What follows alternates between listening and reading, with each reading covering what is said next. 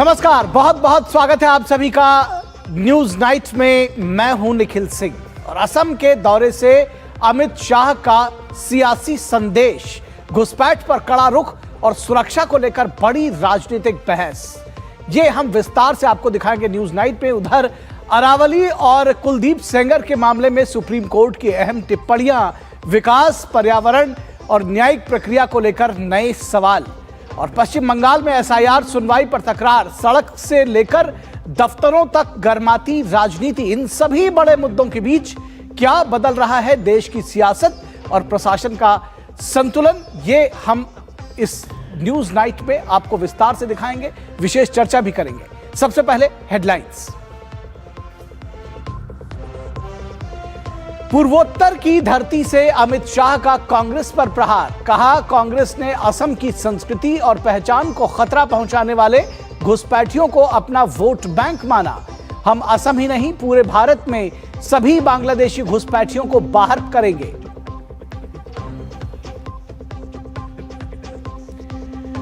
जी राम जी से राज्यों को नुकसान के कांग्रेस के दावे की निकली हवा। एसबीआई की रिपोर्ट के मुताबिक राज्यों को होगा 17,000 करोड़ रुपए का फायदा। शिवराज सिंह चौहान ने कहा कांग्रेस सिर्फ विरोध कर रही है, उसकी योजनाएं चढ़ी भ्रष्टाचार की भेंट।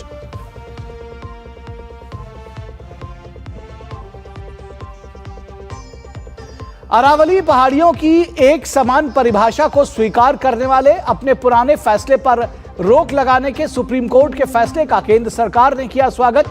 पर्यावरण मंत्री भूपेंद्र यादव ने कहा सरकार इसके संरक्षण और बहाली के लिए प्रतिबद्ध।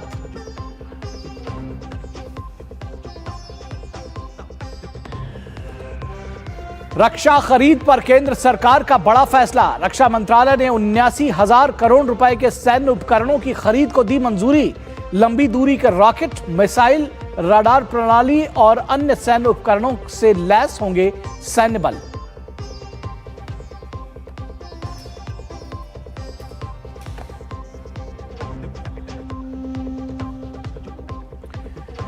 अर्थव्यवस्था के मोर्चे पर अच्छी खबर। औद्योगिक उत्पादन वृद्धि नवंबर में 2 वर्षों के उच्च स्तर 6.7% पर पहुंची। खनन और विनिर्माण क्षेत्रों के मजबूत प्रदर्शन से आई तेजी।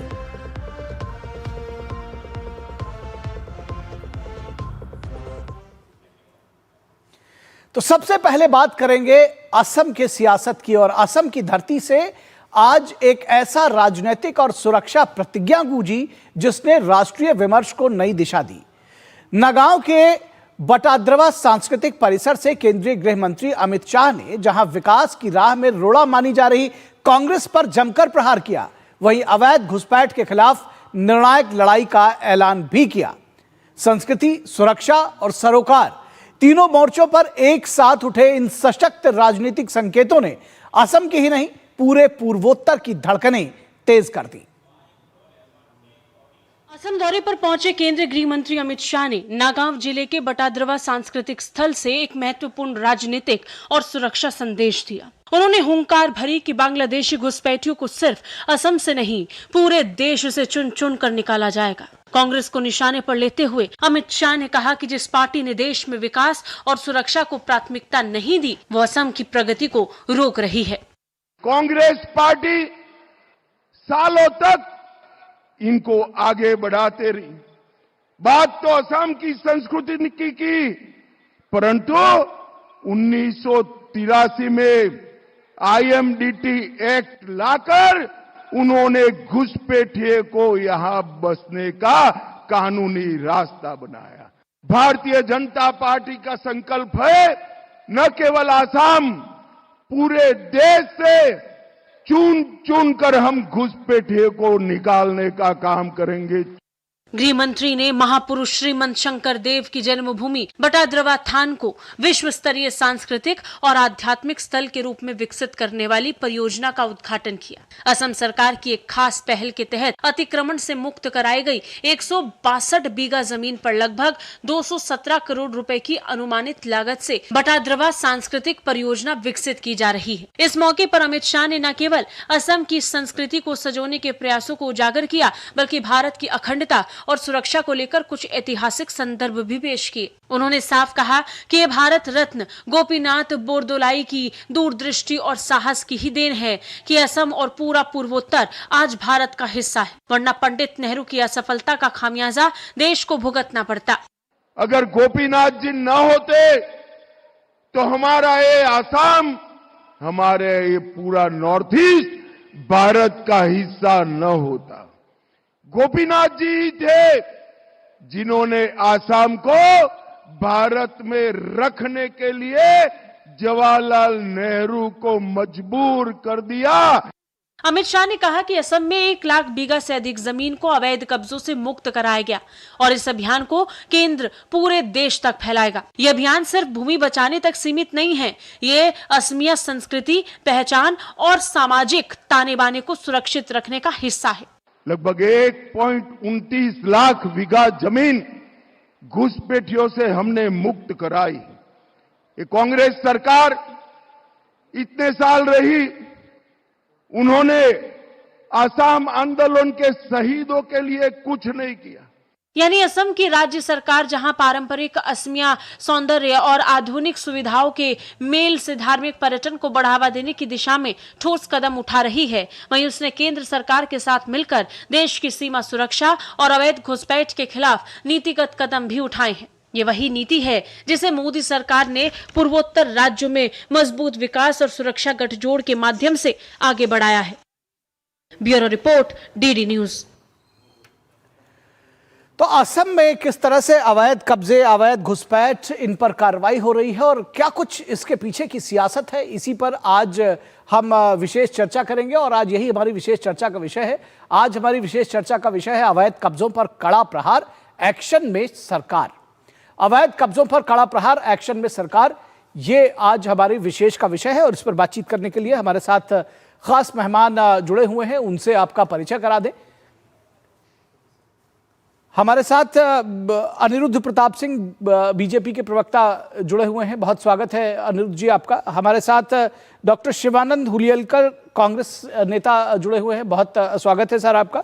और नीलू रंजन सीनियर जर्नलिस्ट हमारे साथ स्टूडियो में जुड़े हैं, बहुत स्वागत है नीलू जी आपका। तो सबसे पहले डॉक्टर शिवानंद, अगर आपके साथ हम इस चर्चा की शुरुआत करें, जैसा कि असम की सरकार का, केंद्र की सरकार का कहना है कि भाई उन्होंने लाखों बीघे जमीन मुक्त कराई है, तमाम जो घुसपैठिए हैं उनके खिलाफ वो ऐसी कार्रवाई कर रहे हैं जो जमीन पर साफ तौर पर देखी जा सकती है। ये काम पहले कांग्रेस की सरकार ने क्यों नहीं किया था? ऐसी क्या दिक्कत थी कि जब ये कदम आप लोगों ने नहीं उठाए थे? गुड इवनिंग सर और पूरा पैनलिस्ट को नमस्कार। आपने टाइम दिया, समय दिया, थैंक यू। देखिए, आदरणीय देश के पंतप्रधान नरेंद्र मोदी जी और अमित शाह जी 11 साल हो गए, उन्होंने कौन सा अच्छा काम किया? सिर्फ अदानी को जमीन दिया, 500 करोड़ का जमीन असम में बिस्वा के नाम पे कितना भ्रष्टाचार है। गुजरात वॉशिंग मशीन में इन्होंने सफाई कर दिया। उसके बाद आप देखिए, इधर अयोध्या में 3000 एकड़ लैंड दिया, बिहार में 1000 एकड़ लैंड अदानी को दिया। भ्रष्टाचार बढ़ गए, घुसपैठी के नाम पे और अवैध कब्जे की बात हो रही है। डॉक्टर शिवानंद, उनकी बात करें। मुझे लगता है अगर इस तरह से विषयों की बात करेंगे, विषयांतर हो जाएगा मामला, फिर तो सभी कुछ ना कुछ कहते रहेंगे। अभी असम में घुसपैठ और जी जी जी जी जी सर, असम में जो घुसपैठ के नाम पे ये लोगों ने एसआरए कर रहे हैं, एसआरए के नाम पे एनआरसी कर रहे हैं। वहाँ लोकल जो माइनॉरिटी है, दलित है, आदिवासी, इनका नाम काटने का प्रयास कर रहे हैं, अपोजिशन को कमजोर करने का प्रयास कर रहे हैं। घुसपैठी फिर 11 साल क्या किया? चौकीदार का ड्यूटी क्या है? इनका ड्यूटी था ना, इन्होंने घुसपैठी हटाना चाहिए। आपसे उसका जवाब आप नहीं दे रहे। मैंने कहा कि 1.5 लाख बीघे जमीन इन्होंने मुक्त कराई, उस पर आज एक सांस्कृतिक केंद्र, आध्यात्मिक केंद्र भी खोला और अब उस जमीन को सही ढंग से इस्तेमाल करने के लिए जो कुछ भी हो सकता है वो कर रहे हैं। उसके अलावा घुसपैठियों के खिलाफ जो कार्रवाई कर रहे हैं वो जमीन पर दिखाई दे रही है। सीधा सवाल यही है कि आप लोग ऐसा क्यों नहीं कर सके? क्या ऐसी दिक्कत थी? क्या वोट बैंक देख रहे थे जो बीजेपी का आरोप है, या कोई दूसरी वजह थी, इच्छा शक्ति की कमी थी? देखिए निखिल जी, जिस तरह से अमित शाह जी 1.5 लाख एकड़ लैंड, ये झूठ बोल रहे हैं, इतना नहीं है। उन्होंने, मैं मानता हूं, इन्होंने, देखो देश सर्वोपरि है, देश डेवलपमेंट होना चाहिए, लेकिन घुसपैठी इन्होंने इतना हटाया। कितना हटाया? एक घुसपैठी का नाम बताइए, बीजेपी का नेता को पूछता हूँ कि लिस्ट दिखाइए। घुसपैठी के नाम पे ये लोगों को डराना धमकाना चालू किया पूरा देश में। घुसपैठी, बिहार में घुसपैठी बोला, वोट चोरी हुआ। क्या कर रहे हैं सर? कहाँ गया संविधान? डॉक्टर बाबा साहब अम्बेडकर संविधान आर्टिकल 324 क्या है सर? क्या लिखा है बताइए? अच्छा, आपने अगर कितने आसाम में घुसपैठी हटाए घुसपैठी, सर? चलिए, आप लोगों ने कितने हटाए थे? देखिए हमारे टाइम घुसपैठी इतना नहीं था, लेकिन ये लोग जब से 11 साल है तब से निखिल जी घुसपैठी बढ़ रहे, भ्रष्टाचार बढ़ गए। इन्होंने चुनाव को क्वेश्चन पूछा तो ये लोग एनआरसी एसआर कर रहे जवाब ले लेते हैं के नाम पे। ठीक है सर, ठीक है जी, सर, बीजेपी से जी, जवाब ले लेते हैं। अनिरुद्ध जी ये कह रहे हैं, आपने सुना साफ तौर पर कि कह रहे हैं कि भाई पिछले 10-11 सालों में ही घुसपैठिए आए हैं, उसके पहले घुसपैठिए थे नहीं। आप बेहतर ढंग से अपनी बात रखेंगे, मैं इस पर क्या कहूं? निखिल जी देखिए, कांग्रेस के जो हमारे मित्र हैं, इनका सब कांग्रेस ऐसे ही झूठ बोलती। एक झूठ इनका पकड़ में भी आया कि अयोध्या में 3000 एकड़ लैंड जो है अडानी को दिया गया। पहली बात ये झूठ मत फैल, ऐसे झूठ बोलते रहते हैं ये। खैर ये फालतू की बात करते रहते हैं। नहीं दिया, 1971 के बाद नहीं दिया, आप पूरा देखिए, अदानी को जमीन नहीं दिया। अरे भाई, अयोध्या में तेलंगाना को की जमीन बात, नहीं दिया। राजस्थान की बात, इन सब की नहीं, बात आप अयोध्या में अदानी को जमीन नहीं दिया। जी, पहली बात तो अयोध्या की बात आप भी ना करें, चर्चा करिए। और अयोध्या की निखिल बात जी, शिवानंद जी आप भी ना करें, क्योंकि हमने अयोध्या और दूसरी जगह की बात नहीं, हम तो सीधे बांग्लादेश, पश्चिम बंगाल की, असम की, बांग्लादेश की, इन सब की अगर आपको बात करनी घुसपैठ की तो आप करिए। जी निखिल जी, आप ये देखिए कि इस पैनल में सबसे सीनियर नीलू जी बैठे हुए हैं। मैं अगर कहूंगा कुछ तो कहेंगे बीजेपी के प्रवक्ता, या आप कहेंगे तो चिल्लाएंगे गोदी मीडिया। मैं कह रहा हूं नीलू जी से ही पूछ लें, ये कांग्रेस के अगर मित्र हैं, कि 90 और 10 का रेशियो हुआ करता था एक टाइम पर आसाम के अंदर, कि 90% हिंदू हुआ करते थे, 10% मुस्लिम हुआ करते थे। बांग्लादेश का एक तरीके से घुसपैठन जिसे कहते हैं इन्वेजन हो गया वहां पे, कि 60-40 का रेशियो बना कब? जब 1971 में बांग्लादेश का युद्ध हुआ वहां पे। उसके बाद धीरे धीरे इन्होंने एक एक्ट लाया, IMTD एक्ट लेके आए। उस एक्ट के अंतर्गत जो व्यक्ति शिकायत करेगा कि ये घुसपैठी, उसको प्रूफ करना है कि ये घुसपैठी है या नहीं है। इस तरीके, और बात ये कह रहे घुसपैठी कितने आए? श्री प्रकाश जायसवाल जी जिनकी डेथ हो गई, ये मिनिस्टर ऑफ होम मिनिस्टर थे, गृह राज्य मंत्री थे। इन्होंने पार्लियामेंट के फ्लोर पे कहा था 2005 में कि 2.25 करोड़ घुसपैठी भारत के अंदर आ चुके हैं। यानी कि घुसपैठ बढ़ाने का सबसे ज्यादा अगर काम किया तो कांग्रेस के लोगों ने किया, एक चीज। दूसरी चीज, पश्चिम बंगाल का बॉर्डर देख लीजिए, जमीन किसके है? राजस्व का मामला आता, राज्य सरकार का दिन 563 किलोमीटर का बॉर्डर पर फेंसिंग करनी, लेकिन ममता बनर्जी की सरकार वो जमीन नहीं दे रही ताकि उसमें किया जा सके।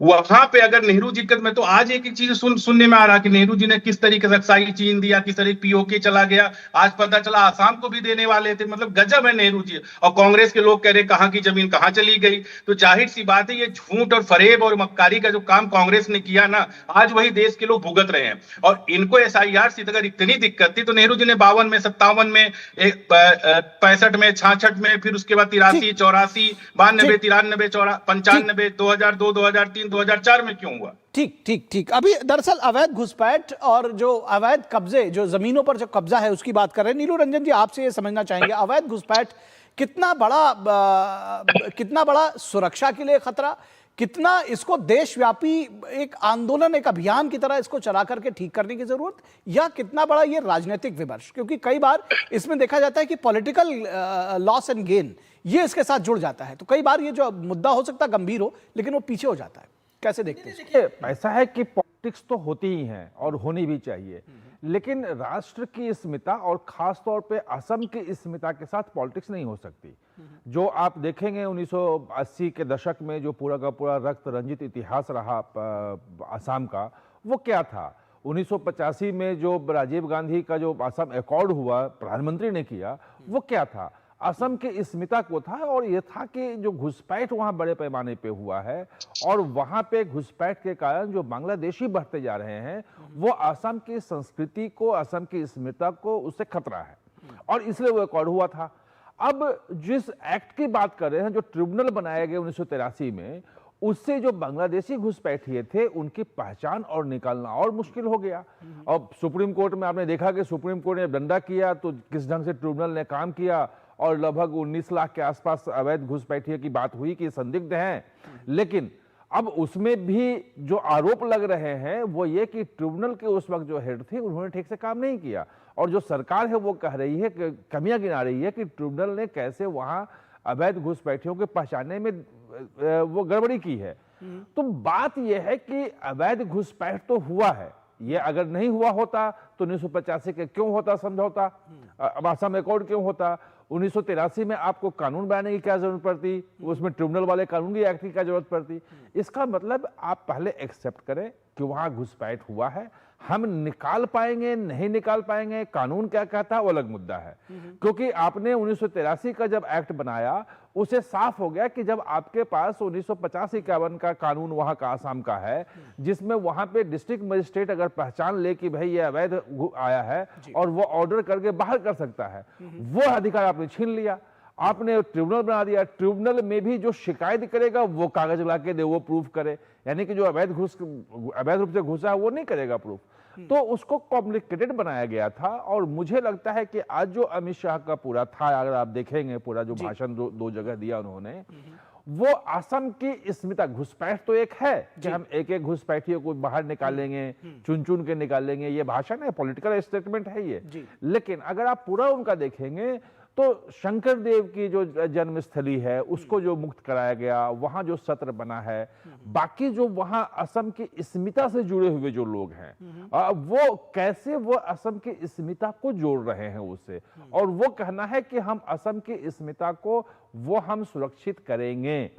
दूसरी बात कि जो सबसे बड़ी बात थी कि असम के आपस में जो ट्राइबल्स अलग अलग हैं, जो लड़ते थे, अलग अलग उग्रवादी गुट बन गए थे वहां पे, वो सबके साथ समझौता हो चुका है वहां पे। यानी कि असम एक शांति के रास्ते पे है। जो घुसपैठ की समस्या है वो बॉर्डर में, इलाके में, आसाम में, बंगाल में, हर जगह है। और घुसपैठ सिर्फ वही नहीं हो रहा है, आसाम में या बंगाल में आकर के उनका कार्ड बनता है और उसके बाद वो तो बंगाल और केरल तक आप घुसपैठिए, मतलब बांग्लादेशी घुसपैठिए मिल रहे हैं, तमिलनाडु तक पहुंच रहे हैं। लेकिन आधार कार्ड, राशन कार्ड तो वही बनता है। ये एक देश की सुरक्षा से जुड़ा हुआ मुद्दा है।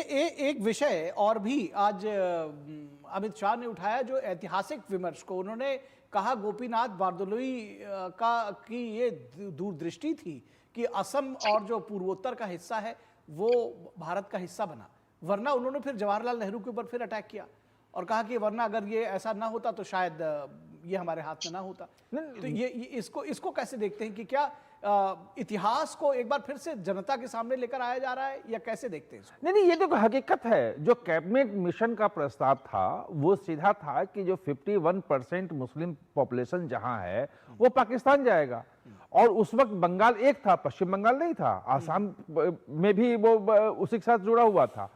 तो ये था कि अगर वो पूरा का पूरा बंगाल चला जाता, वो पाकिस्तान बन जाता, पूरी पाकिस्तान बन जाता, तो आपका पूर्वोत्तर पूरा कट गया था। और वही स्थिति पश्चिमी पाकिस्तान में भी थी, पश्चिम की तरफ भी थी, कि उस वक्त पंजाब, हरियाणा और हिमाचल प्रदेश वो पंजाब का हिस्सा था। अगर वो 51% चला जाता तो आप कश्मीर सोच नहीं सकते थे, आपके इंदिरा गांधी एयरपोर्ट के पास जो है पाकिस्तान की सीमा होती। लेकिन यहां मास्टर तारा सिंह ने, वहां बारदोलोई ने और तमाम लोगों ने संघर्ष किया और कहा कि हम नहीं जाएंगे पाकिस्तान के साथ और हमें भारत में रहना है। और इसीलिए आपका भले वो चिकन नेक बचा हो, लेकिन चिकन नेक वही आपका जो है जीवन रेखा है जो पूरा पूर्वोत्तर भारत जुड़ा हुआ है। तो ये तो ऐतिहासिक तथ्य है ना, इसमें मैंने पूरा आपको डिटेल बता दिया कि क्या क्या हुआ था उस वक्त। बिल्कुल। और ये इसीलिए मैं इस विषय पर पहले नीलू रंजन जी के पास आया और अब अपने राजनीतिक मेहमानों के पास जाऊंगा। डॉक्टर शिवानंद, अब आपके पास दरअसल दो चीजों का जवाब देने को है। एक तो ये कि भाई आप लोगों ने, या आपकी के जो पूर्ववर्ती थे, जो कांग्रेस के लोग थे, उन्होंने असम को और पूर्वोत्तर को ठीक ढंग से दरअसल डील ही नहीं किया, चाहे वो भारत में जोड़ने का मामला हो या फिर बाद में अवैध घुसपैठियों और अवैध जमीन को वापस लेने का मामला हो। और ये सामने दिखता है, कैसे इसको डिफेंड करेंगे? उनके ऊपर आरोप लगाने से पहले आप अपना क्लियर करिए सर। जी, निखिल जी, हम वर्तमान की बात करते हैं। 11 साल से आदरणीय देश के प्रधानमंत्री नरेंद्र मोदी जी, अमित शाह जी है, इनका ड्यूटी क्या है, चौकीदार का ड्यूटी क्या है? अगर इतना ही है, अगर दम है बीजेपी में, मेरे मित्र तो वो तो कह रहे हैं कि 1.5 लाख बीघा जमीन खाली कराया, अवैध घुसपैठियों के खिलाफ कार्रवाई कर रहे हैं, 1950 का कानून जो आप लोगों ने बदल दिया था उसको वापस लागू लेकर के आए हैं। निखिल कह सर, रहे हैं कि भाई उन लोगों के आधार कार्ड्स नहीं बनेंगे जो एनआरसी नहीं करवाएंगे, इस तरह के कानून लेकर आए हैं, और क्या करेंगे? इनका सर करनी और कतनी अलग है। अदानी ने बांग्लादेश को बिजली सप्लाई बंद करने बोली है, हिंदू के ऊपर अत्याचार हो रहे हैं, क्यों नहीं बंद कर रहे? रेल बंद कीजिए, क्यों नहीं कर रहे? अरे कहाँ की बात आप कहाँ लेकर आ रहे हैं सर? पाल रहे हैं।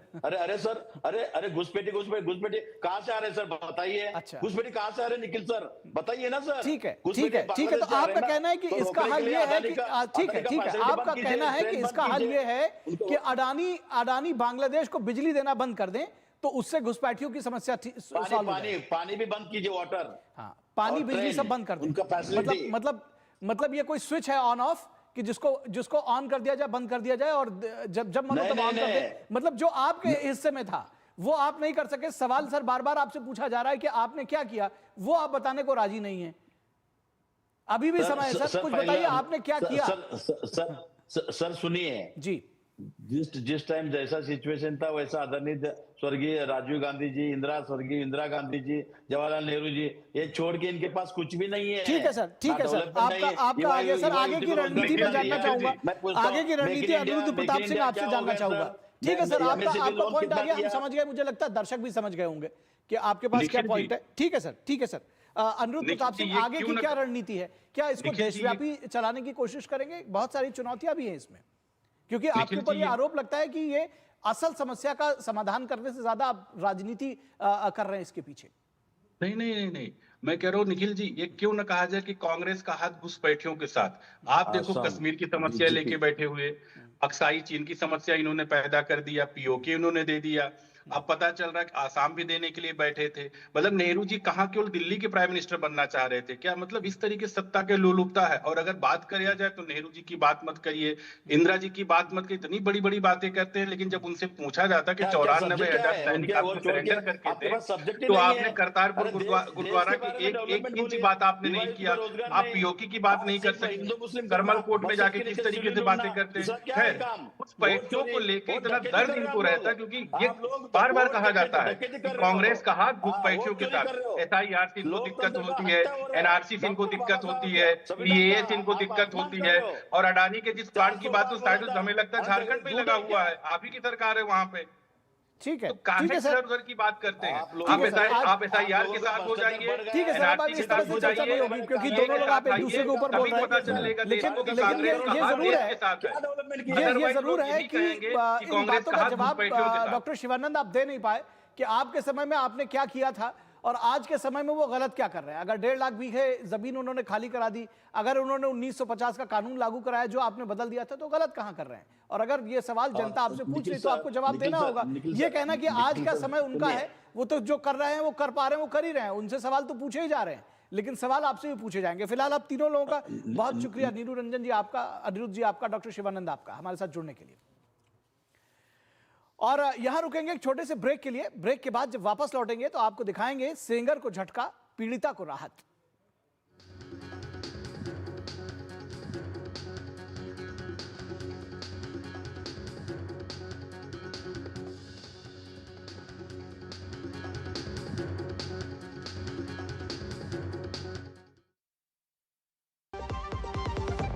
अदरक की हुई कुटाई, चाय की पतीली चढ़ाई, कैसी बनी चाय? सिर्फ अदरक से चाय का स्वाद नहीं आएगा। नहीं आएगा बेटा, चाय का असली टेस्ट MDHT+ से ही आएगा। लौंग, हरी इलायची से भरपूर MDH टीम्स मसाला। मसाले सच MDH। Excuse me? Yes, sir. Get me one veg sandwich, orange juice and some cash. आज डाइट पे खाना नहीं है सर। किसान छुट्टी पे है सर। ऐसा हो सकता है क्या? नहीं दादा, हम किसान जानते हैं सब हमारे भरोसे, इसलिए हमारा भरोसा ग्रो मोर। जिनके भरोसे दुनिया, उनका भरोसा ग्रो मोर। जन जन का रखे ध्यान, टीबी मुक्त भारत अभियान। जब सुरक्षित हैं वे लोग जिन्हें अधिक है टीबी होने की संभावना, तभी साकार होगी टीबी मुक्त भारत की कामना। पहले से मौजूद स्वास्थ्य परिस्थितियाँ टीबी होने की संभावना को बढ़ा सकती हैं। इस वर्ग में आप या आपका परिवार भी हो सकता है। इस समूह में आते हैं वे लोग जिन्हें पिछले 5 वर्ष में टीबी हुआ हो, 60 वर्ष या उससे अधिक आयु, धूम्रपान या शराब का सेवन करने वाले, कुपोषित टीबी रोगी के साथ रहती हूँ। मधुमेह रोगी, HIV से पीड़ित लोग तो टीबी के लक्षण होने पर तुरंत अपनी जांच कराएं। अगर टीबी ना हो तो जरूरत पड़ने पर टीबी प्रिवेंटिव थेरेपी से सुरक्षित हो जाएं। अन्यथा निशुल्क दवा और उपचार का लाभ उठाएं। आइए हम सब मिलकर देश को टीबी मुक्त बनाएं। Treat every TB patient best at the very first opportunity. स्वास्थ्य एवं परिवार कल्याण मंत्रालय द्वारा जनहित में जारी। वाह, गाय तुम्हारी माता है ना? तो पशुहार के नाम पर जहर क्यों खिलाता है? अनसन हटा, दिल से खिला, सिर्फ कपिला, देश का नंबर 1 पशु आहार। जब धरती चीर कर निकलता है लोहे का पत्थर और मिलता है मोंगिया के जोश से, फिर तपता है, पिघलता है और बनता है फौलाद। अब होता है सरिया सारी खूबियों के साथ। मोंगिया स्टील, मजबूत देश का मजबूत सरिया। इच्छाओं की कोई उम्र नहीं होती, आज हो या कल आंखों में हरदम चमकती, कल भी रहे आज के ठाट, ना हो टेंशन रिटायरमेंट के बाद, हाँ करनी है तैयारी NPS जरूरी है। ऑर्डर ले ले भाई, ऑर्डर ले ले। अनाज नहीं है, खाना नहीं मिलेगा। क्यों? क्योंकि किसान छुट्टी पर है। ऐसा हो सकता है क्या? नहीं ना, क्योंकि हम किसान जानते हैं कि सब हमारे भरोसे हैं, इसलिए हमारा भरोसा ग्रोमोर। जिनके भरोसे दुनिया, उनका भरोसा ग्रोमोर। ब्रेक के बाद एक बार फिर आप सभी का स्वागत है। और विदेश मंत्रालय ने भारत में अल्पसंख्यकों की स्थिति पर पाकिस्तानी विदेश मंत्रालय के प्रवक्ता की टिप्पणियों को सिरे से खारिज किया है। मीडिया के सवालों पर प्रतिक्रिया देते हुए विदेश मंत्रालय के आधिकारिक प्रवक्ता रणधीर जायसवाल ने बताया कि ऐसे देश की टिप्पणियां स्वीकार्य नहीं है जिसका इस मामले में रिकॉर्ड खुद बेहद खराब रहा है। उन्होंने कहा कि पाकिस्तान में विभिन्न धर्मों के अल्पसंख्यकों के साथ भयावह और व्यवस्थित उत्पीड़न एक स्थापित तथ्य है।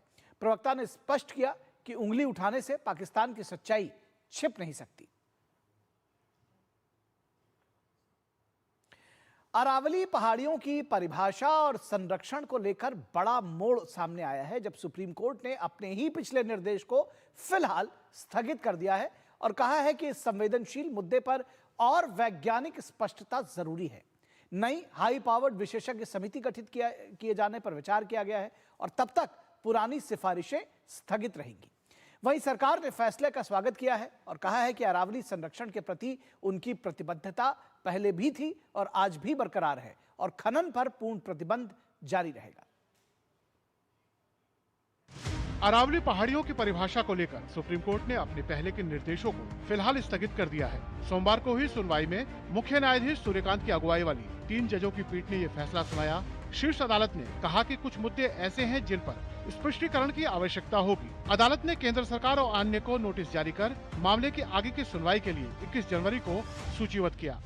शीर्ष अदालत ने साफ कहा है कि इस संवेदनशील मुद्दे पर और स्पष्टता की जरूरत है क्योंकि विशेषज्ञ समिति की रिपोर्ट और कोर्ट की टिप्पणियों को अलग अलग तरीके से समझा और पेश किया जा रहा है। कोर्ट ने आदेश में कहा कि जब तक एक नई उच्च स्तरीय विशेषज्ञ समिति गठित नहीं हो जाती तब तक पहले की समिति की सिफारिशें और कोर्ट के निर्देश लागू नहीं होंगे।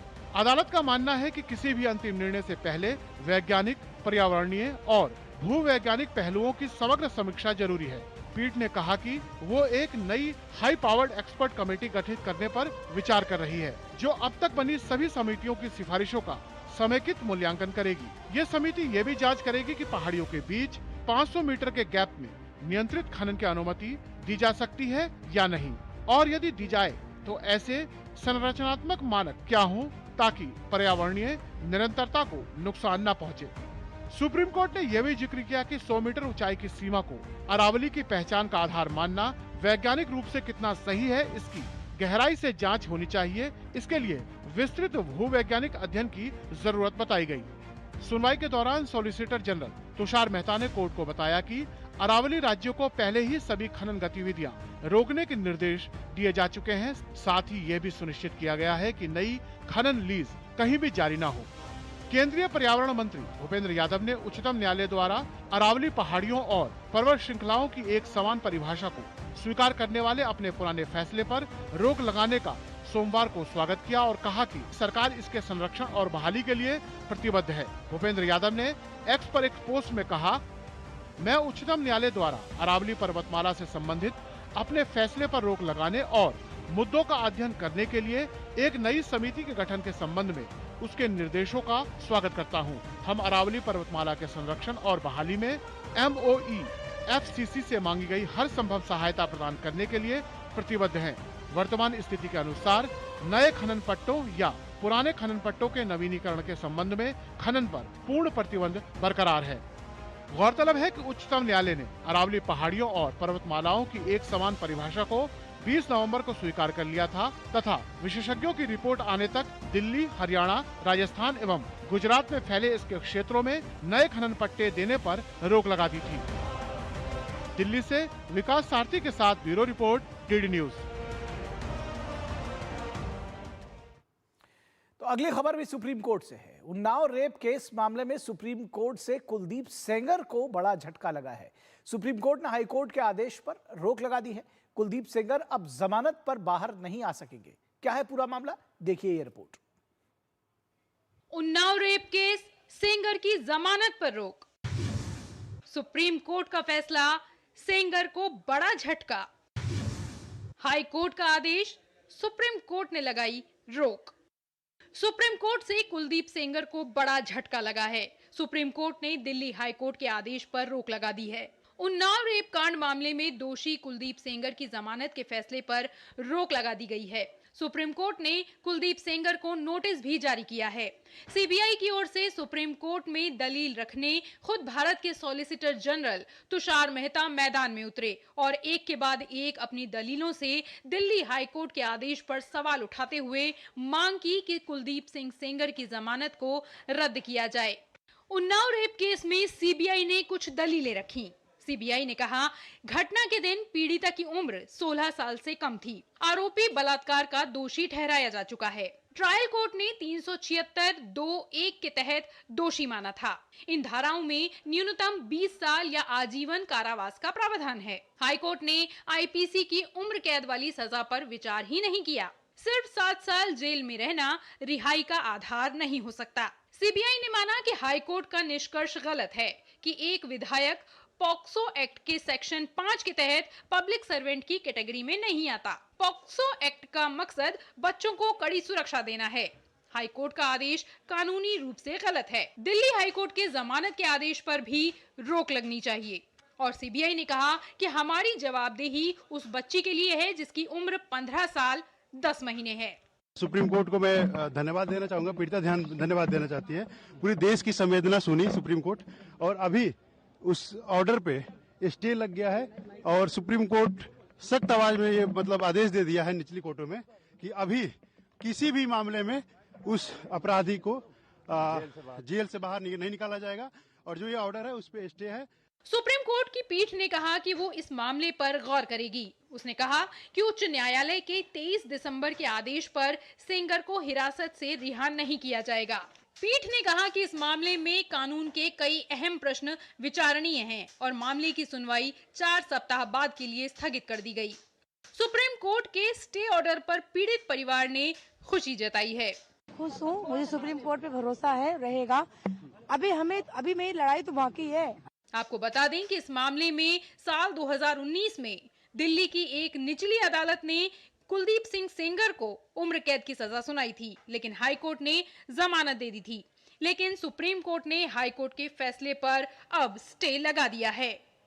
Bureau report, DD news. तो ये थी बात कुलदीप सेंगर को जमानत दिए जाने के मामले की, जिस पर सुप्रीम कोर्ट ने रोक लगा दी है। और यहां रुकेंगे एक छोटे से ब्रेक के लिए। ब्रेक के बाद जब वापस लौटेंगे तो आपको दिखाएंगे बंगाल में SIR पर घमासान।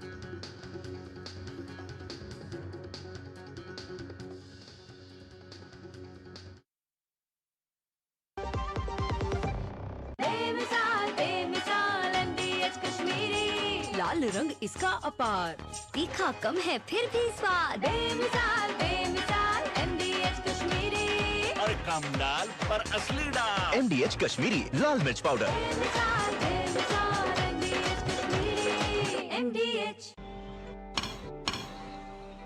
ये आवाज है देश के उन कारीगरों की जिनके हाथ बनाते हैं हमारा जीवन आसान। पीएम विश्वकर्मा योजना के आने से मिल रही है हर विश्वकर्मा को एक नई उमंग, एक नई पहचान। मैं चाहता हूं विश्वकर्मा समाज इन पारंपरिक कार्यों में लगे लोग केवल कारीगर बनकर न रह जाए, बल्कि मैं चाहता हूं वे कारीगर से ज्यादा वो उद्यमी बने, व्यवसायी बने। ये योजना एक शुरुआत है गुरु शिष्य परंपरा की डोर मजबूत बनाने की, हुनर को नए पंख देने की और हर सपने को सच करने की। अधिक जानकारी के लिए pmvishwakarma.gov.in पर जाएं। पीएम विश्वकर्मा योजना, सम्मान, सामर्थ्य, समृद्धि।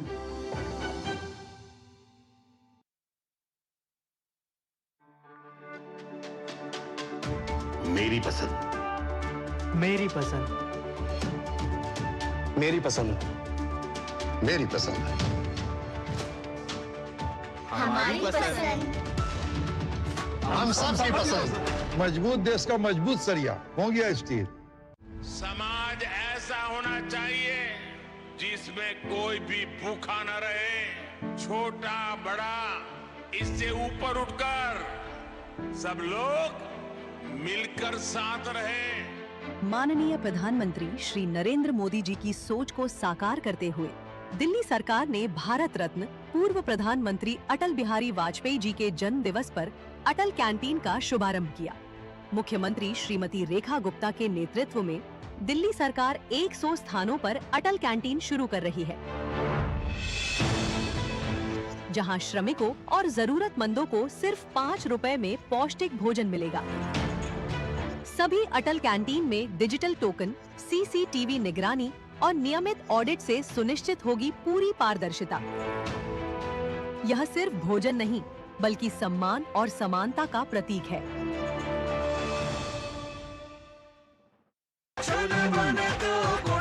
गोल्डी छोले मसाले, जहाँ जाए रिश्ते बनाए। गोल्डी लाए हैं फ्रेश लॉक टेक्नोलॉजी, जो रखे मसालों को हर समय फ्रेश। स्वागत है आपका ब्रेक के बाद, और आगे बढ़ने से पहले हम आपको बताते हैं कि न्यूज नाइट में अब तक हमने आपको किन खबरों से रूबरू कराया है। हमने अभी तक आपको दिखाया है घुसपैठ पर अमित शाह का वार, असम से यह खबर थी, और सेंगर को झटका, कुलदीप सेंगर को सुप्रीम कोर्ट से झटका लगा है, पीड़िता को राहत, यह खबर हमने आपको विस्तार से दिखाई। और इसके अलावा अरावली पर सुप्रीम कोर्ट के स्टे की खबर भी हमने आपको विस्तार से दिखाई है। और अब बात करते हैं पश्चिम बंगाल में SIR से जुड़ी हुई खबर पर। पश्चिम बंगाल में SIR की सुनवाई को लेकर सियासत अपने चरम पर है। तृणमूल कांग्रेस सड़क से आयोग तक टकराव के मोड़ में है, और इस पूरे प्रकरण के दौरान जो रोल ऑब्जर्वर्स के घेराव के बाद हालात और भी गर्मा गए हैं, और BLA को सुनवाई के केंद्र में प्रवेश देने पर TMC का विरोध फिर भी लगातार बना हुआ है। और ममता बनर्जी तीखे तेवर दिखाते हुए वो कहती हैं कि धैर्य की भी एक सीमा होती है। तो इस बीच सियासत भी तेज हो गई है। चुनाव आयोग की प्रक्रिया पर सवाल और राजनीतिक तापमान में लगातार बढ़ोतरी हो रही है कि कौन सही है और कौन गलत है, और अगर ममता बनर्जी सही हैं तो SIR कराने से, या फिर जो BLA है अगर वो सबकी मैपिंग करता है तो उसमें उनको दिक्कत क्या है। देखिए ये रिपोर्ट। बवाल जारी है। तृणमूल कांग्रेस ने निर्वाचन आयोग पर दबाव बनाने के लिए पार्टी कार्यकर्ताओं को सड़कों पर उतार दिया है। पश्चिम बंगाल के दक्षिण 24 परगना के डायमंड हार्बर सब डिवीजन के अंतर्गत शिराकौल में तृणमूल कांग्रेस समर्थकों ने रोल ऑब्जर्वर S मुरुगन का घेराव कर विरोध प्रदर्शन किया। तृणमूल कांग्रेस समर्थक BLA का आरोप है कि उन्हें केंद्र के अंदर जाने से रोका जा रहा है। बता दें कि निर्वाचन आयोग ने राजनीतिक दलों के प्रतिनिधियों यानी BLA 2 को सुनवाई केंद्र में मौजूद रहने की अनुमति नहीं दी है। हालांकि जानकारी के मुताबिक BLA के साथ हुई हालिया बैठक में डायमंड हार्बर से तृणमूल कांग्रेस के सांसद अभिषेक बनर्जी ने निर्देश दिया था कि BLA भी सुनवाई केंद्र में मौजूद रहेंगे। उन्होंने ये भी कहा कि जब तक निर्वाचन आयोग लिखित आदेश न दे तब तक किसी भी आपत्ति को स्वीकार नहीं किया जाए।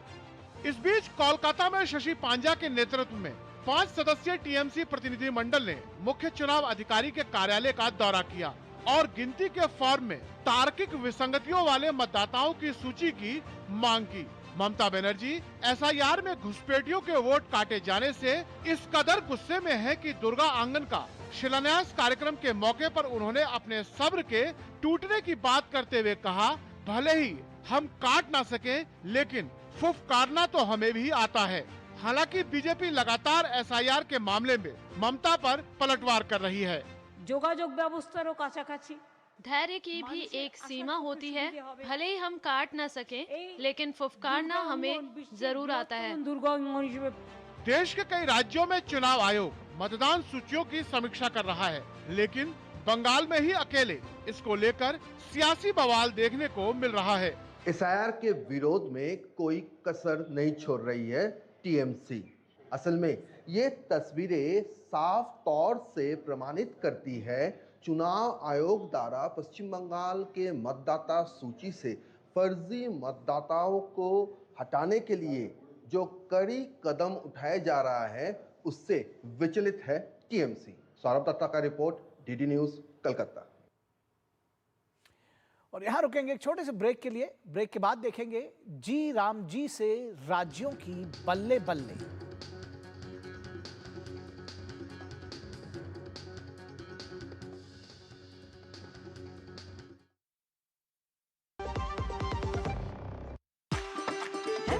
कसूरी मेथी लाजवाब है, स्वाद और सुगंध इसकी लाजवाब है। अगर MDH कसूरी मेथी नहीं डाला तो खाली हाथ मलते रह जाओगे। एक एक पत्ता हाथ से चुना, स्वाद और सुगंध जगाए कई गुना।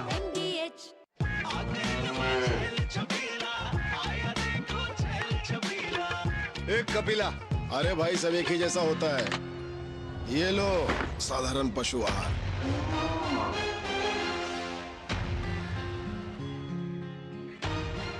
इस देश की हर माँ, बच्चे, बूढ़े, जवान, खिलाड़ी, डॉक्टर, इंजीनियर, सबको गाय भैंस की दूध की शक्ति पर भरोसा है। पर जब इन पशुओं को कपिला पशु आहार मिलेगा तभी तो दूध सिर्फ ज्यादा ही नहीं, शक्ति से भरपूर भी होगा। और ये सच जानते हुए चंद पैसों के लिए तुम देश का भरोसा तोड़ दो। कपिला पशु आहार, देश का नंबर 1 पशु आहार। पता है, लोग अक्सर मुझसे पूछते हैं कॉल सेंटर का स्टेडी जॉब क्यों छोड़ा। I wanted more out of life. बस मैंने अपना स्टार्टअप शुरू किया। जानना चाहोगे कैसे? Then start up your own business as an LIC agent. यहाँ सब कुछ है, great products, zero investment, leading organization and unlimited opportunities. तो क्या आप तैयार हैं? LIC एजेंट बनो, अब बड़ा सोचो। हमारी वेबसाइट पर जाएं या अपनी नजदीकी LIC शाखा से संपर्क करें। मेरी पसंद, मेरी पसंद,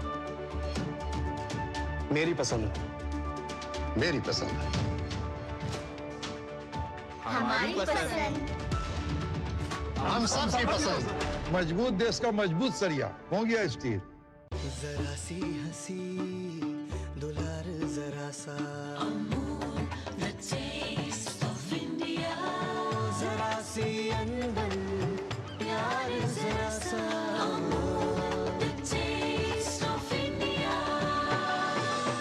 यही तो अमूल है, स्वाद इंडिया का, यही तो अमूल है, टेस्ट ऑफ इंडिया। ऑर्डर ले ले भाई, ऑर्डर ले ले। अनाज नहीं है, खाना नहीं मिलेगा। क्यों? क्योंकि किसान छुट्टी पर है। ऐसा हो सकता है क्या? नहीं ना, क्योंकि हम किसान जानते हैं कि सब हमारे भरोसे हैं, इसलिए हमारा भरोसा ग्रोमोर। जिनके भरोसे दुनिया, उनका भरोसा ग्रोमोर। गोल्डी छोले मसाले, जहाँ जाए रिश्ते बनाए। गोल्डी लाए हैं फ्रेश लॉक टेक्नोलॉजी, जो रखे मसालों को हर समय फ्रेश। स्वागत है आपका ब्रेक के बाद। और ग्रामीण रोजगार से जोड़ने वाली विकसित भारत जी राम जी योजना पर जारी राजनीतिक बहस के बीच तस्वीर बदलने वाला एक बड़ा आर्थिक आकलन हमारे सामने आया है। कांग्रेस जहां इसे राज्यों के नुकसान वाली योजना इसको बता रही है, वहीं एसबीआई की नई रिपोर्ट कहती है कि इस मॉडल से राज्यों को ही सबसे ज्यादा फायदा होगा और औसत आवंटन की तुलना में करीब 17,000 करोड़ रुपए के अतिरिक्त लाभ मिल सकता है। रिपोर्ट के मुताबिक तय मानकों के आधार पर संसाधनों का बंटवारा हुआ तो विकसित और पिछड़े दोनों तरह के राज्यों के लिए परिभाषा सकारात्मक होगी और जो इसके परिणाम आएंगे वो उत्साहजनक होंगे। सरकार द्वारा ग्रामीण इलाकों में लोगों को रोजगार से जोड़ने की मुहिम के तहत शुरू की गई विकसित भारत जी राम जी से जहां लोगों को ज्यादा रोजगार मिलेगा, वहीं राज्यों को भी खासा फायदा होने वाला है। हालांकि कांग्रेस लगातार इससे राज्यों को नुकसान होने का दावा कर रही है, लेकिन कांग्रेस के इन दावों की हवा निकाल दी है एसबीआई की एक रिपोर्ट ने। रिपोर्ट के मुताबिक पिछले 7 वर्षों के औसत आवंटन की तुलना में राज्यों को करीब 17,000 करोड़ रुपए का अतिरिक्त लाभ मिल सकता है। स्टेट बैंक ऑफ इंडिया के group chief economic adviser doctor Saumya Kanti Ghosh ने बताया कि अगर केवल केंद्र के हिस्से का मूल्यांकन 7 तय मानकों के आधार पर किया जाए तो ज्यादातर राज्यों को फायदा होगा। अगर पैसों का बंटवारा साफ और तय मानकों के आधार पर किया जाए तो इससे विकसित और पिछड़े दोनों तरह के राज्यों को फायदा होगा। साथ ही राज्य अपने 40% योगदान से इस योजना के नतीजों को और बेहतर बना सकते हैं कि उत्तर प्रदेश और महाराष्ट्र को सबसे ज्यादा फायदा होगा। इनके बाद बिहार, छत्तीसगढ़ और गुजरात को अधिक लाभ मिलने की संभावना है। केंद्रीय कृषि एवं किसान कल्याण मंत्री शिवराज सिंह चौहान ने योजना पर कांग्रेस के विरोध को लेकर हमला बोला और कहा कि कांग्रेस सिर्फ विरोध कर रही है, नाम बदलने पर छाती पीट रही है। आपसे मैं पूछना चाहता हूं, कांग्रेस विरोध कर रही है, छाती पीट रही है, नाम बदल दिया, नाम बदल दिया। उनकी योजना तो भ्रष्टाचार की बलि चढ़ी। मोदी जी ने अच्छा काम किया तो उसका विरोध कर रहे हैं और इसलिए दूसरे काम जो मोदी जी ने किया है, हमारी सरकार ने किया है कि इस पैसे का उपयोग गांव के संपूर्ण विकास में होगा और वो गांव में जो विकास के काम होंगे वो दिल्ली तय नहीं करेगी, वो देहरादून भी तय नहीं करेगी, वो गांव की जनता तय करेगी, ग्राम सभा तय करेगी, ग्राम पंचायत तय करेगी। विकसित भारत गारंटी रोजगार और आजीविका मिशन ग्रामीण विधेयक का देश भर में स्वागत किया गया है। विकसित भारत जी राम जी के तहत अब हर ग्रामीण परिवार को साल में 100 के बजाय 125 दिनों के गारंटीकृत रोजगार का अधिकार मिला है। आम मजदूरों ਨੂੰ ਪਹਿਲਾਂ 100 ਦਿਨ ਦਾ ਕੰਮ ਮਿਲਦਾ ਸੀ, ਉਹਦੇ 'ਚ ਵੀ ਘਟਾ ਕੇ ਮਿਲਦਾ ਸੀਗਾ ਜੀ। ਹੁਣ 125 ਦਿਨ ਕਰ ਦਿੱਤੇ ਜੀ, ਜਿਹਦੇ ਵਿੱਚ ਲੋਕਾਂ ਨੂੰ ਬੈਨੀਫਿਟ ਬਹੁਤ ਜ਼ਿਆਦਾ ਪਹੁੰਚੂਗਾ ਜੀ। ਇਹ ਬਹੁਤ ਵਧੀਆ ਯੋਜਨਾ ਜਿਹੜੀ ਸੈਂਟਰ ਸਰਕਾਰ ਨੇ ਕੀਤੀ ਹੈ ਜੀ। ਇਹਦਾ ਗਰੀਬ ਜਿਹੜੇ ਲਾਭਾर्थी ਉਹਨਾਂ ਨੂੰ बहुत फायदा होएगा। मुख्यमंत्री को, प्रधानमंत्री को धन्यवाद देना चाहते हैं। हमारे पहले नरेगा का नाम का था, हमें जी राम जी रखा गया है। पहले 100 दिन था, हमें 125 बढ़ा रहे हैं। हमारे गांव का विकास बढ़ा रहे हैं। जी राम जी पहले 100 दिन थे नरेगा में, अभी 125 दिन हो गए। इसी कारण हमारे काम में बहुत मदद की है उन्होंने। संसद की एक समिति ने महात्मा गांधी राष्ट्रीय ग्रामीण रोजगार गारंटी कानून मनरेगा के विभिन्न पहलुओं पर चर्चा के साथ इस पर भी विचार किया कि नरेंद्र मोदी सरकार द्वारा बनाए गए विकसित भारत जी राम जी अधिनियम के सुचारू क्रियान्वयन के लिए अगले 6 महीनों में कैसे आगे बढ़ना है। सूत्रों के अनुसार बैठक के दौरान किसी भी सदस्य ने जी राम जी अधिनियम का विरोध नहीं किया। Bureau report, DD news. और यहाँ रुकेंगे एक छोटे से ब्रेक के लिए और ब्रेक के बाद जब वापस लौटेंगे तो आगे आपको दिखाएंगे औद्योगिक उत्पादन 2 साल के उच्च स्तर पर।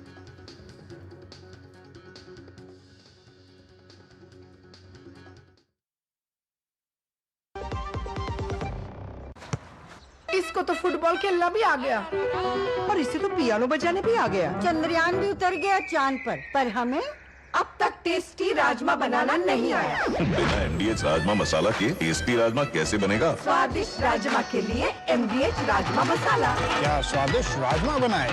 MDH। ओए लड़के वाले आ गए। खाली खाना कहाँ? अनाज तो नहीं मैडम। क्या? क्यों? क्योंकि किसान छुट्टी पर हैं। ऐसा हो सकता है क्या? नहीं ना अन्ना, क्योंकि हम किसान जानते हैं सब हमारे भरोसे है, इसलिए हमारा भरोसा ग्रो मोर। जिनके भरोसे दुनिया, उनका भरोसा ग्रो मोर। बढ़ता है, खेलता है, झूलता उछलता है, दौड़ता कभी कभी दौड़ कराता है, आगे आगे बढ़ता है इंडिया, अमूल दूध पीता है इंडिया।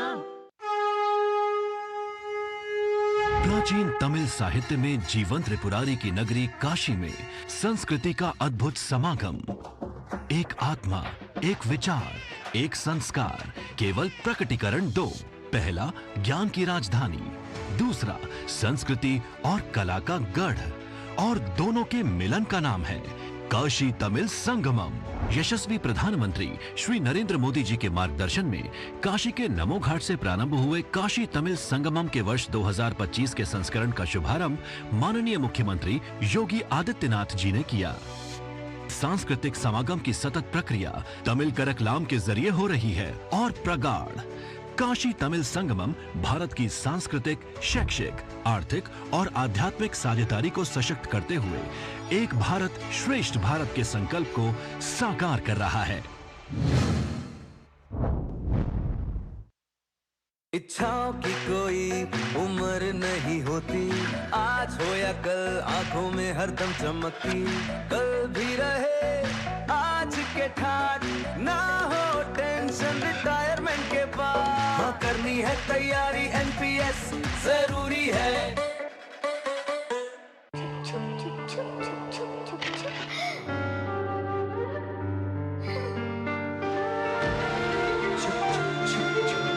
आ जाओ।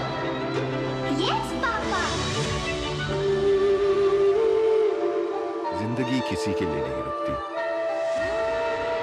हम भी आपको कहाँ रुकने देंगे। जिंदगी के हर मोड़ पर LIC है तो इंश्योर्ड है। LIC हर पल आपके साथ। गोल्डी छोले मसाले, जहाँ जाए रिश्ते बनाए। गोल्डी लाए हैं फ्रेश लॉक टेक्नोलॉजी, जो रखे मसालों को हर समय फ्रेश। स्वागत है आपका ब्रेक के बाद। और अगली खबर सैन्य रक्षा के लिहाज से बेहद महत्वपूर्ण। रक्षा मंत्रालय ने देश की तीनों सेनाओं की युद्ध क्षमता को और अधिक मजबूत करने के लिए 79,000 करोड़ रुपए की बड़ी सैन्य खरीद को मंजूरी दी है। यह मंजूरी रक्षा मंत्री राजनाथ सिंह की अध्यक्षता वाली रक्षा खरीद परिषद द्वारा दी गई। इस फैसले से भारतीय सेना, नौसेना और वायुसेना की सामरिक और तकनीकी ताकत में बहुत बड़ी बढ़ोतरी होने की, उल्लेखनीय बढ़ोतरी होने की बात कही जा रही है। सेना के लिए लंबी दूरी के रॉकेट और मिसाइल्स की खरीद को स्वीकृति दी गई है। इसके साथ ही उन्नत राडार प्रणालियां और हल्के राडार सिस्टम भी शामिल हैं, जो कम ऊंचाई पर उड़ने वाले ड्रोन और मानव रहित हवाई प्रणालियों का पता लगाने में सक्षम होंगे। तोपखाना रेजिमेंट्स के लिए लोइटर म्यूनिशन प्रणाली खरीदी जाएगी, जिसे आत्मघाती या विस्फोटक ड्रोन भी कहा जाता है। ये प्रणाली लक्ष्य मिलने तक हवा में मंडराकर सटीक हमला करने में सक्षम होती है। इसके अलावा पिनाक रॉकेट प्रणाली के लिए लंबी दूरी के निर्देशित रॉकेट्स की खरीद से उसकी मारक क्षमता और सटीकता बढ़ेगी। एकीकृत ड्रोन पहचान एवं अवरोधन प्रणाली यानी MK2 सेना की महत्वपूर्ण संपत्तियों की सुरक्षा में अहम भूमिका निभाएंगी।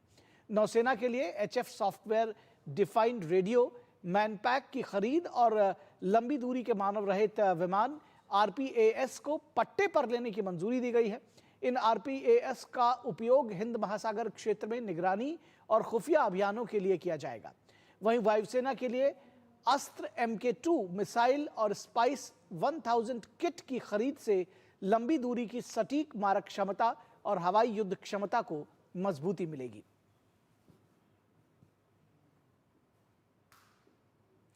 और खनन और विनिर्माण क्षेत्रों के मजबूत प्रदर्शन से नवंबर महीने में देश के औद्योगिक उत्पादन में वृद्धि दर 2 साल के उच्च स्तर 6.7% पर पहुंच गई।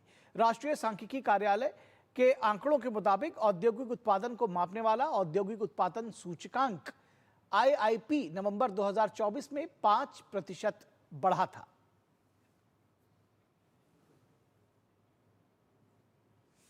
और केंद्रीय वाणिज्य एवं उद्योग मंत्री पीयूष गोयल ने सोमवार को कहा कि 100% भारतीय निर्यात पर 1 जनवरी से ऑस्ट्रेलिया में जीरो ड्यूटी लगेगी और इससे अधिक श्रम उपयोग वाले उद्योगों को फायदा होगा। इसके साथ ही कई उद्योगों के लिए नए अवसर खुलेंगे। गोयल ने बताया कि कॉम्प्रिहेंसिव इकोनॉमिक कॉरपोरेशन एग्रीमेंट के लिए कई देशों के साथ भारत बातचीत कर रहा है। भारत ऑस्ट्रेलिया व्यापार समझौते से इंडो पैसिफिक में देश की आर्थिक भागीदारी बढ़ रही है और ये मेक इन इंडिया और विकसित भारत 2047 के विजन के अनुरूप है। भारत ऑस्ट्रेलिया आर्थिक सहयोग और व्यापार समझौते की तीसरी सालगिरह पर केंद्रीय मंत्री ने कहा कि हम एक ऐसी साझेदारी का जश्न मना रहे हैं जिसने इरादों को अवसर में बदला है।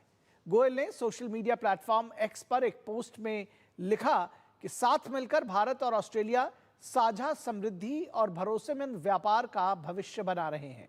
गोयल के मुताबिक पिछले 3 वर्षों में इस समझौते से लगातार एक्सपोर्ट ग्रोथ, बेहतर मार्केट एक्सेस और मजबूत सप्लाई चेन मिली है, जिससे भारतीय निर्यातकों, एमएसएमई, किसानों और मजदूरों सभी को फायदा हुआ है।